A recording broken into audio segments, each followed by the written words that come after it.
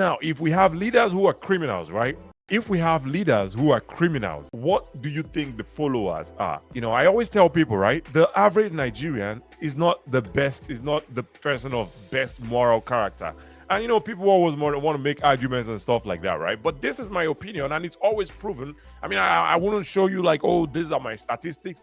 I don't have the statistics, but I'm saying based off of my experiences, the average Nigerian is not the best person with, is not a person with the best moral character. I've seen exceptional Nigerians. There are exceptional Nigerians, but those are not the average. I'm talking about the average Nigerian. There are exceptional Nigerians, absolutely. Peter Obi won. I think he's an exceptional Nigerian.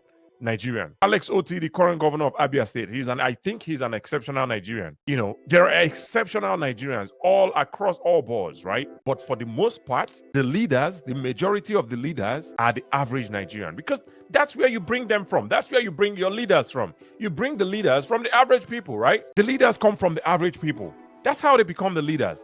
And when they become the leaders, they don't drop those crazy traits or characteristics that they have. They go up there with those characteristics. This man right here, definitely he was a criminal before he became a king. He was a criminal. They just made a criminal a king. He didn't change anything. He didn't change his moral characters. He didn't change his moral perception of life. He didn't change anything about him. He just became a king. That's a criminal right there. That's a criminal right there. And the USA obviously has shown us that this man is a criminal. You're defrauding the government and you expect to get away with it. This is not Nigeria. The USA is not Nigeria.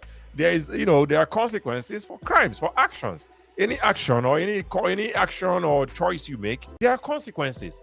And by the way, the PPP loan, my understanding of that was during the coronavirus.